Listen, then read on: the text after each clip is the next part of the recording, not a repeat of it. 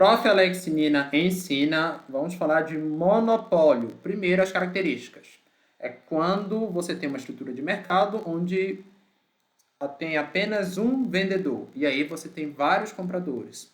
Esse vendedor ele controla o preço e a quantidade vendida. Um típico exemplo são as companhias elétricas. Então, no Brasil, cada estado tem sua companhia elétrica. Aqui em Alagoas é a Equatorial que fornece energia.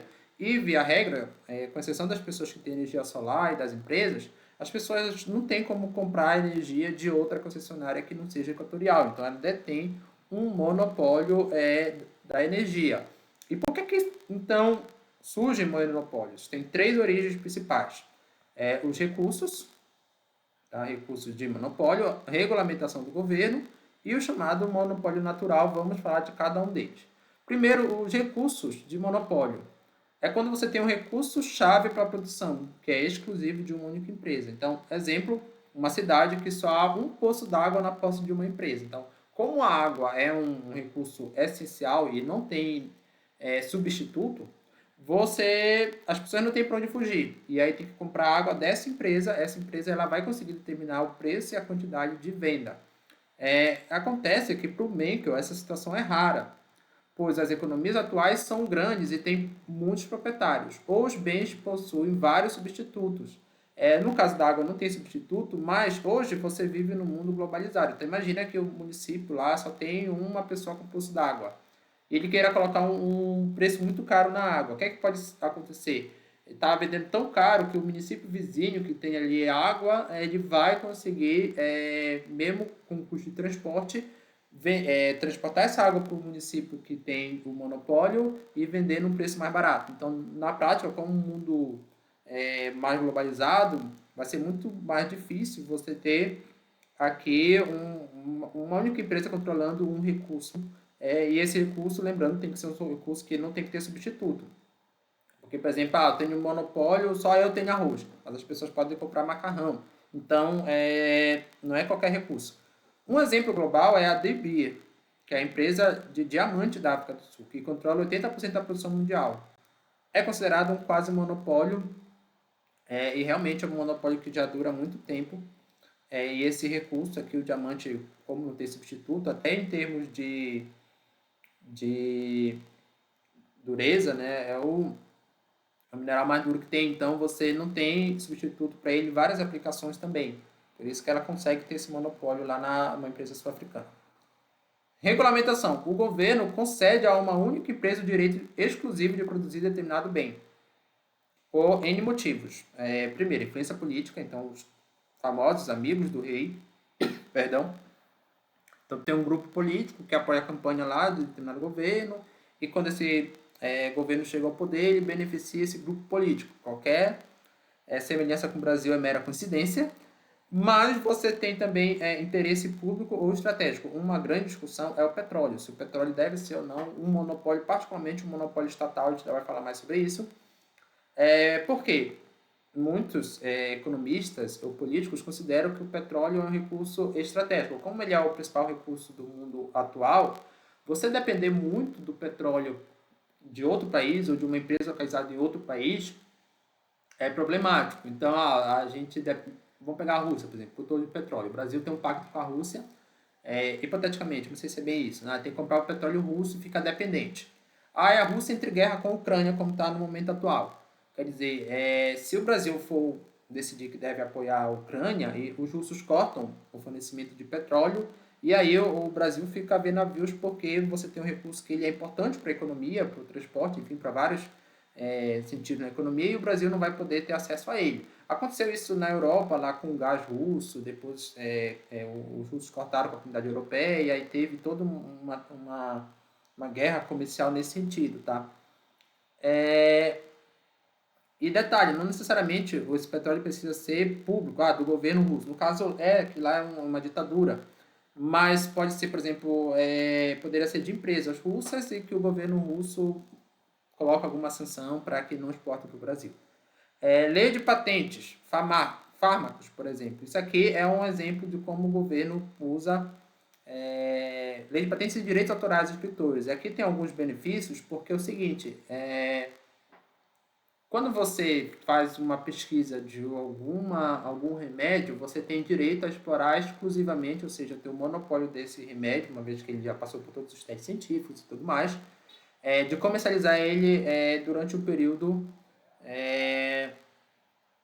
somente você, ter o monopólio. E aí depois que encerra esse ciclo, que aparecem os genéricos. Então, muitas pessoas consideram que o remédio original é melhor do que o genérico por uma questão de marketing. É essencialmente uma questão de marketing. Como as pessoas já estão 10 anos ali familiarizadas com aquele remédio, elas não querem mudar para um outro remédio que tenha um nome diferente. Mesmo que quimicamente seja a mesma coisa. Tá? E por isso que os genéricos são mais baratos por conta do marketing, não é por conta da qualidade, e isso eu posso falar com propriedade para você, mesmo não sendo farmacêutico, mas isso é o que acontece de fato. E os direitos autorais é bem interessante para os escritores, os cantores, por exemplo. Imagina, eu me dedico pra caramba para fazer um livro, hoje eu tenho inteligência artificial, mas beleza, eu faço um livro, e depois qualquer pessoa vai poder pegar esse livro e vender como se fosse seu. E aí o que é que acontece? Se não tivesse esse monopólio de direito autoral, não tinha incentivo nenhum para ninguém escrever para fins comerciais determinado livro. Aí ia ficar mesmo só, sei lá, para propagar ideias ou algo do tipo. Mas não teria. Então, direitos autorais têm esse incentivo aí para que a pessoa escreva. Também tem um prazo, depende da legislação de direito autoral para cantor, né? Enfim, mas são casos que existe o governo regulamentando para que existem monopólios permanentes ou provisórios. Monopólio natural. Consegue ofertar um bem ou serviço a um mercado inteiro a custo menor do que duas ou mais empresas. Então, fica melhor assim, né, para vocês entenderem. Quando uma empresa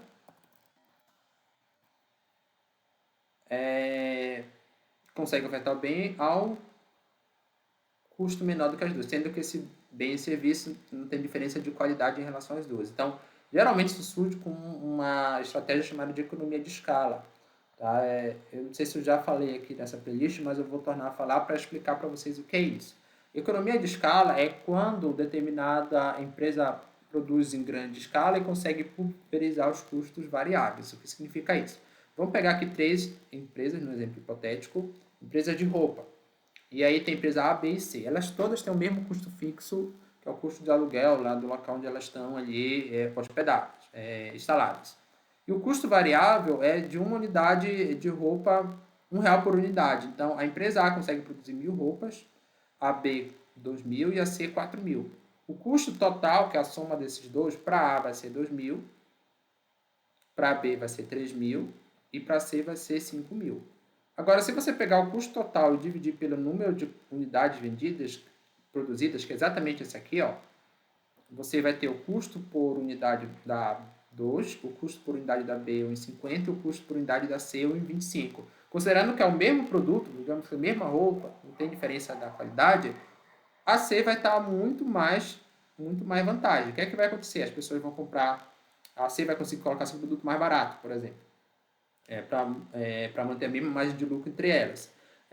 Então, as pessoas vão comprar muito mais da C, ela vai estar ampliando sua capacidade produtiva e ampliando sua vantagem em relação à A e à B.